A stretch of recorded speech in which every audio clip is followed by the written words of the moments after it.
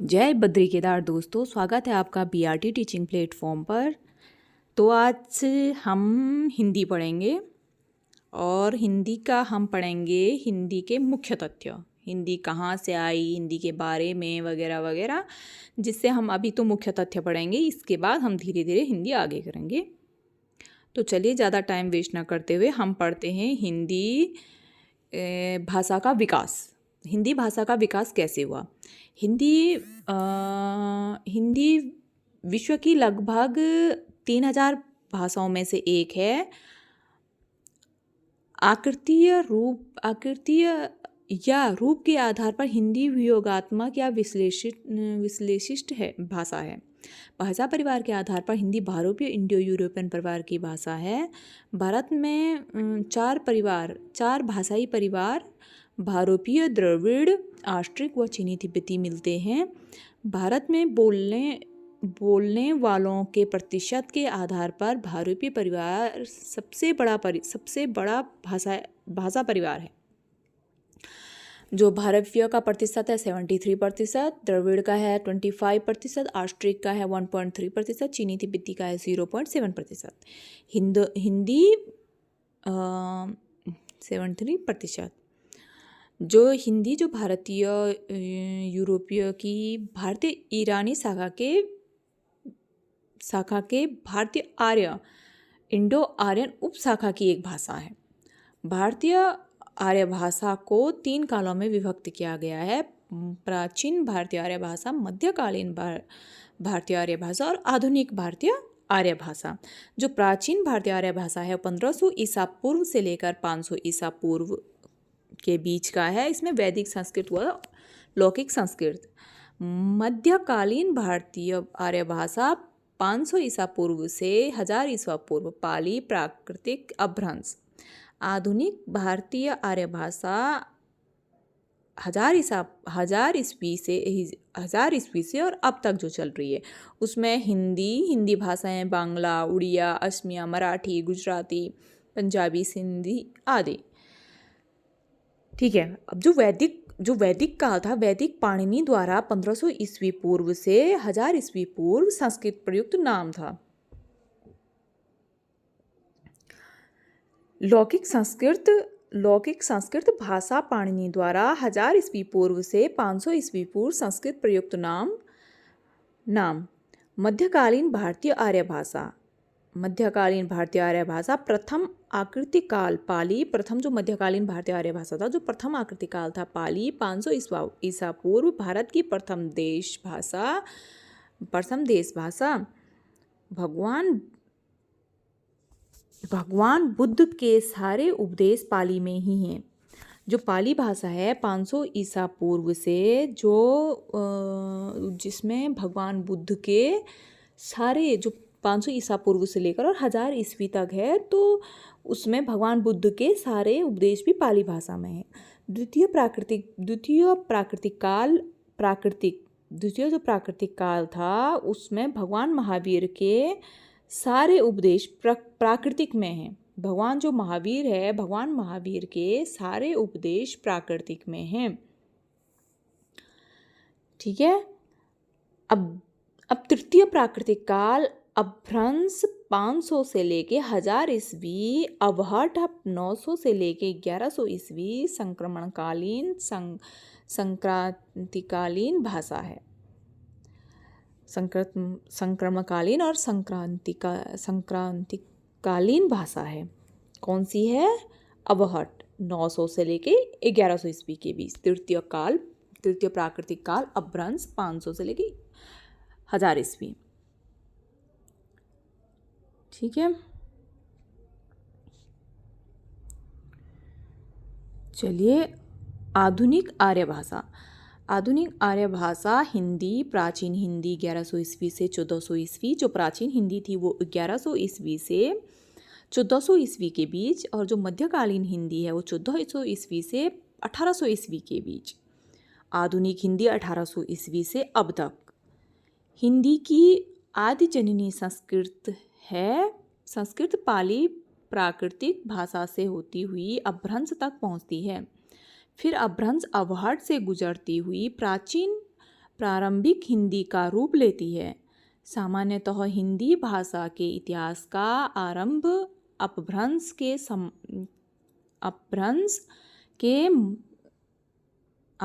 से माना जाता है। जो हिंदी है उसकी उत्पत्ति कहते हैं कि अपभ्रंश से हुई है, कहते हैं नहीं, माना जाता है अपभ्रंश से हुई है।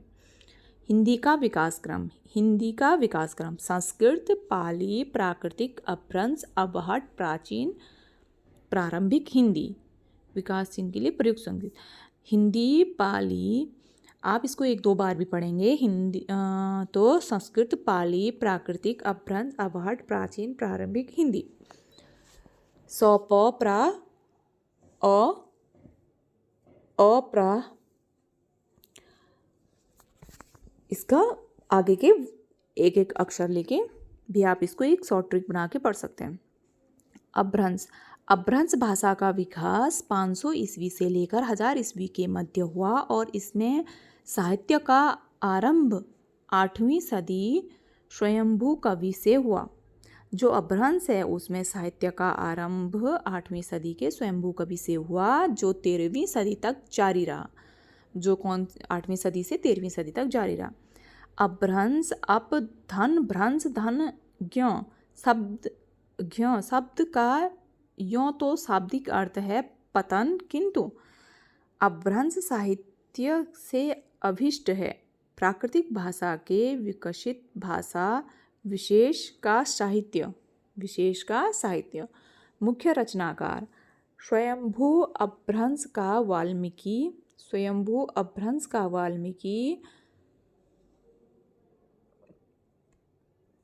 पौम चर्यू अर्थात राम काव्य। धनपाल भविष्यति कहा अपभ्रंश का पहला प्रबंधन काव्य। पुष्पदंत महापुराण जसहर चर्यू सरहपा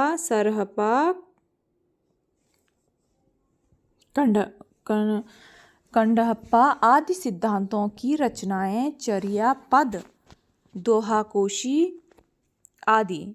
अपभ्रंश से आधुनिक भारतीय आर्य भाषा का विकास। अपभ्रंश के भेद। आधुनिक भारतीय आर्य भाषा।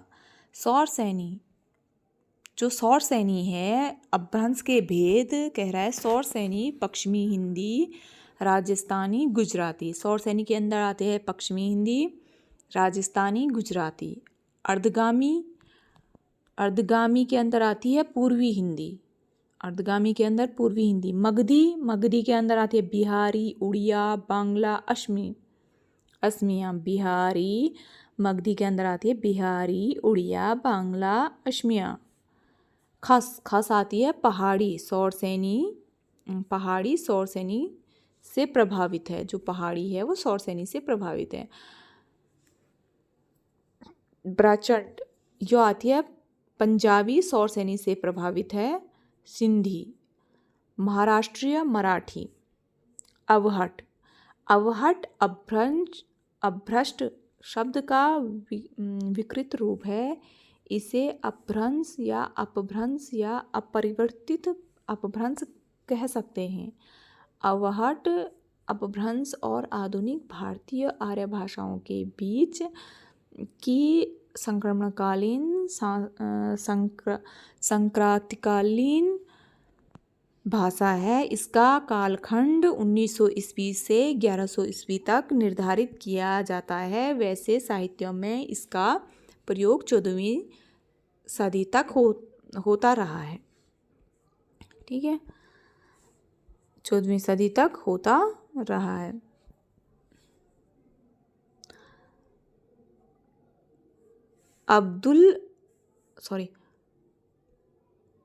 अब्दुल रहमान दामोदर पंडित, ज्योति ऋश्वर ठाकुर, विद्यापति आदि रचनाओं ने अपनी भाषा को अवहट या अपभट कहा है।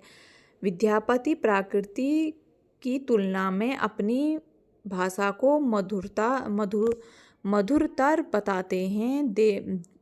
देसिल बना सब जान मिठा ते तसने जंपयोग अवहट्टा, अर्थात देश की भाषा सब लोगों के लिए मीठी है, इसे अवहट कहा जाता है। प्रमुख रचनाकार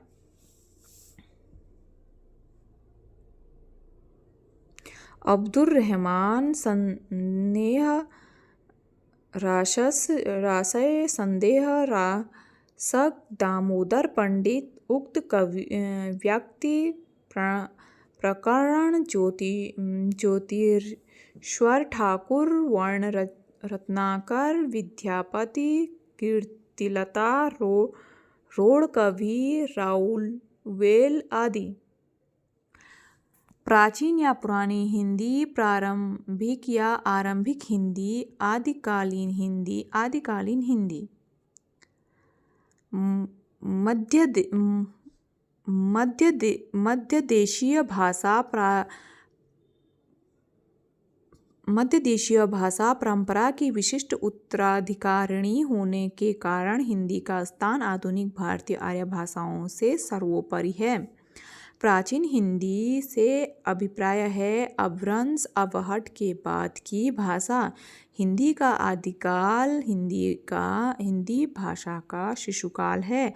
यह वह काल था जब अपभ्रंश अवहट का प्रभाव हिंदी भाषा पर मौजूद था और हिंदी की बोलियों के निश्चित व स्पष्ट स्वरूप विकसित नहीं हुए थे। ठीक है, अब आया हिंदी शब्द की व्युत्पत्ति। हिंदी शब्द कहाँ से आया? हिंदी शब्द की व्युत्पत्ति भारत के उत्तर पश्चिम में प्रवहमान सिंधु नदी से संबंधित है। विदित है कि अधिकांश विदेशी यात्री और आक्रांता उत्तर पश्चिम सिंहद्वार से ही भारत आए। भारत आने वाले इन विदेशियों ने जिस देश के दर्शन किए वह सिंधु का देश था। ईरान फारस के साथ भारत के बहुत प्राचीन काल से ही संबंध थे और ईरानी सिंधु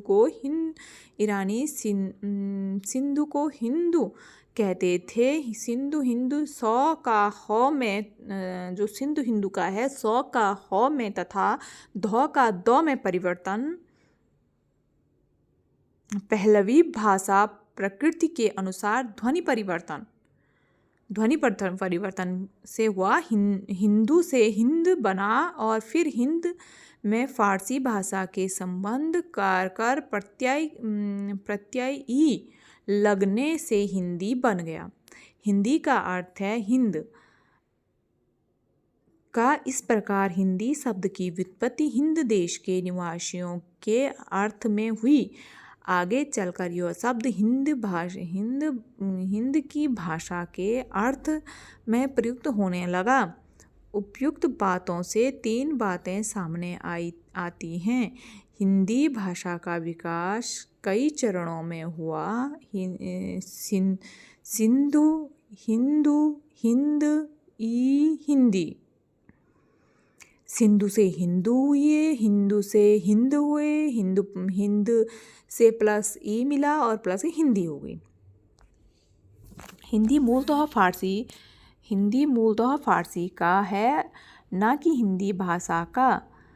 हिंदी शब्द मूलतः फारसी का है, ना कि हिंदी भाषा का। यह ऐसे ही है जैसे बच्चा हमारे घर जन्मे और उसका नामकरण हमारा पड़ोसी करे। मतलब जो हमारी हिंदी है वो भाषा फारसी से आई है, हमारी खुद की नहीं है। हिंदी जो हमारा हिंदी का शब्द है वो फारसी का है। हालांकि कुछ कट्टर हिंदी प्रेमी हिंदी शब्द को व्युत्पत्ति हिंदी भाषा में ही दिखाने की कोशिश की है, जैसे हीन, हनन करने वाला, दुष्ट, हिंदू अर्थात दुष्टों का हनन करने वाला हिंदू। और उन लोगों की भाषा हिंदी हीन, हीनों प्लस दलन हिंदू अर्थात हीनों का दलन करने वाला हिंदू और उनकी भाषा हिंदी। चूँकि इन उत्पत्तियों में प्रमाण कम अनुमान अधिक है, इसीलिए सामान्यतः इन्हें स्वीकार नहीं किया जाता। हिंदी शब्द के दो अर्थ हैं। हिंद देश के निवासी तथा हिंदी है हम वतन है हिंदुस्तां हमारा, इकबाल।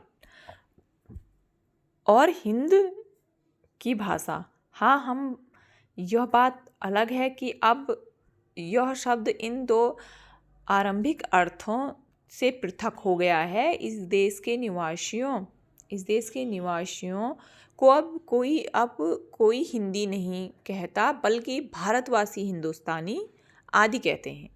दूसरे, इस देश के व्यापक भाषा के अर्थ में भी अब हिंदी शब्द का प्रयोग नहीं होता, क्योंकि भारत में अनेक भाषाएं हैं जो सब हिंदी नहीं कहलाती। बेशक ये सभी हिंदी की भाषाएं हैं, लेकिन केवल हिंदी नहीं है, उनमें हम पंजाबी, बांग्ला, असमिया, उड़िया, मराठी आदि नामों से पुकारते हैं।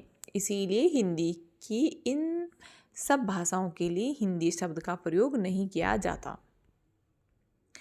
प्रमुख रचनाकार। हिंदी शब्द भाषा विशेष का वाचक नहीं है, बल्कि यह भाषा समूह का नाम है। हिंदी जिस भाषा समूह का नाम है, उसमें आज के हिंदी प्रदेश क्षेत्र की 5 उपभाषाएं तथा 17 बोलियां सम्मिलित हैं। बोलियों में ब्रजभाषा, अवधी एवं खड़ी बोली को आगे चलकर मध्यकाल में महत्वपूर्ण स्थान प्राप्त हुआ। ब्रजभाषा। प्राचीन हिंदी काल में ब्रजभाषा अपभ्रंश अवहट से ही जीवन रस लेती रही। अपभ्रंश अवहट की रचनाओं में ब्रजभाषा के फूटते हुए अंकुर को देखा जाता है।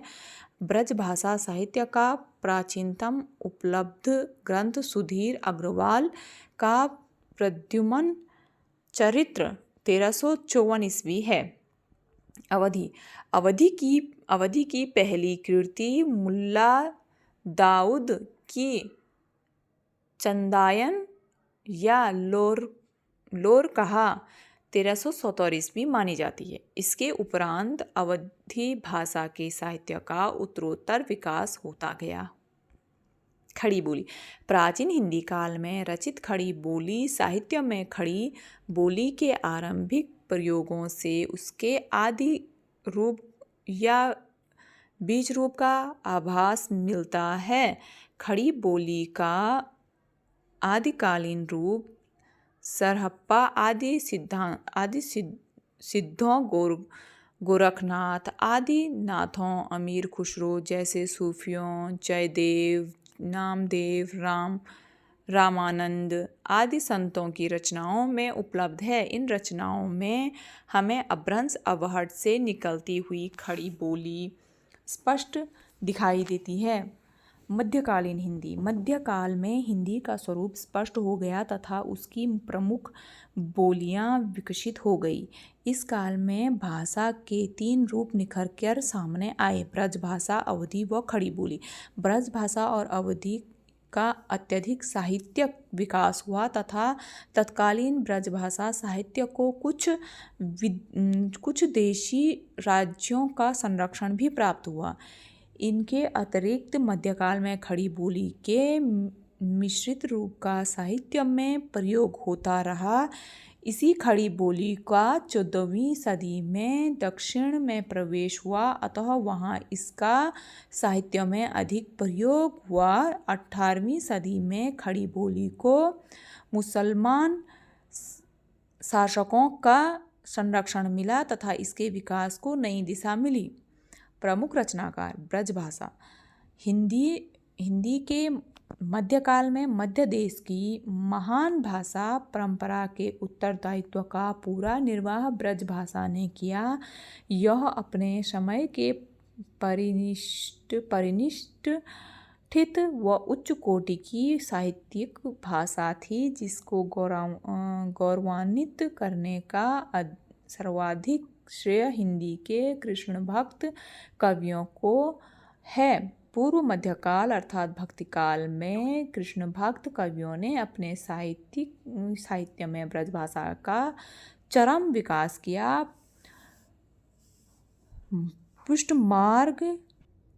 पुष्टमार्ग सुधादत्त संप्रदाय के सूरदास, सूरसागर, नंददास, निम्बाक संप्रदाय के श्री भट्ट, चैतन्य संप्रदाय के गदाधर भट्ट, राधा वल्लभ संप्रदाय के हित हरिवंश, श्री कृष्ण की बांसुरी के अवतार एवं संप्रदाय निरपेक्ष कवियों में रसखान, मीराबाई आदि प्रमुख कृष्ण भक्त कवियों ने ब्रजभाषा के साहित्यिक विकास में अमूल्य योगदान दिया। इनमें सर्वप्रमुख स्थान सूरदास का है, जिन्हें सूरदास को अष्टछाप का जहाज कहा जाता है। उत्तर मध्यकाल अर्थात कीर्तिकाल में अनेक आचार्यों एवं कवियों ने सूरदास को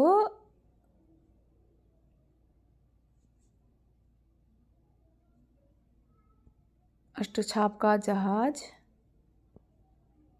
सूरदास का जिन्हें अष्टछाप का जहाज कहा जाता है।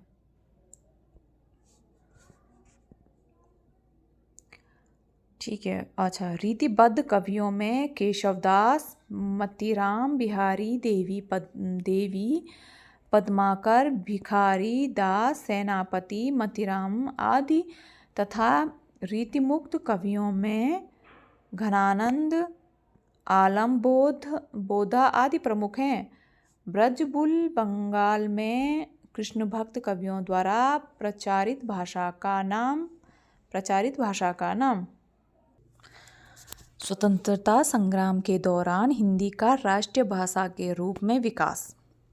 राष्ट्रीय भाषा, नेशनल लैंग्वेज। राष्ट्रीय भाषा का शब्द अर्थात समस्त राष्ट्र में प्रयुक्त भाषा अर्थात आम जनता की भाषा, जनभाषा। जो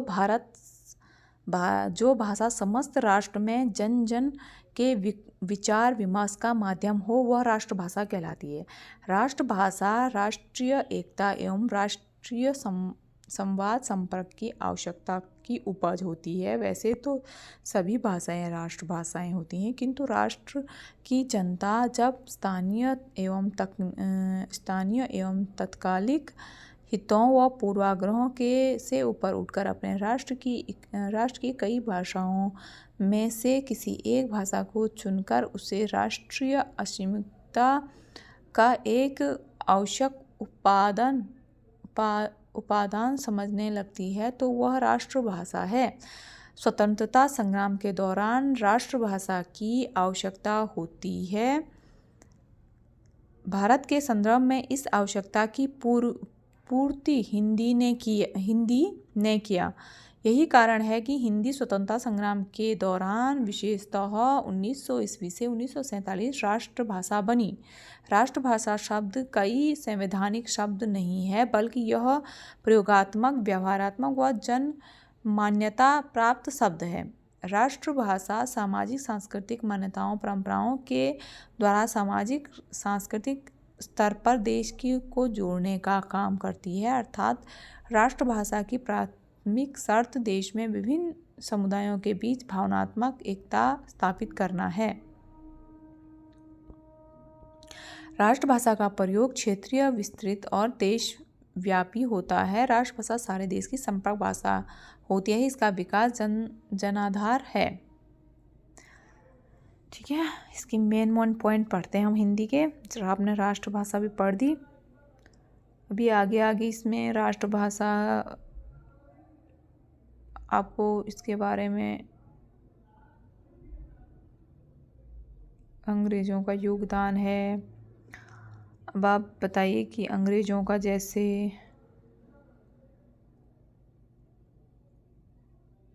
ठीक है, ये भी हुआ।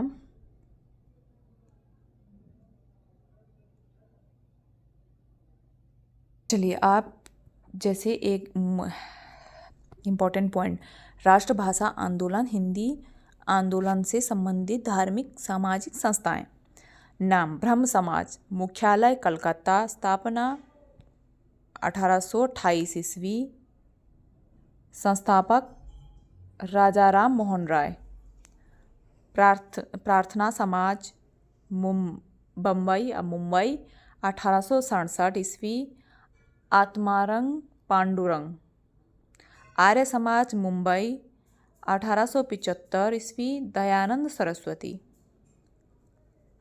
याद रखें, ब्रह्म समाज राजाराम मोहन राय द्वारा और आर्य समाज दयानंद सरस्वती द्वारा। थियोसोफिकल मुख्यालय अंडियार 1882 ईस्वी, कर्नल HS आलकर एवं मैडम ब्लावत्स्की। सनातन धर्म सभा भारत वाराणसी 1895 ईस्वी, पंडित दीनदयाल शर्मा, जिसका नाम बाद में धर्म महामंडल 1900।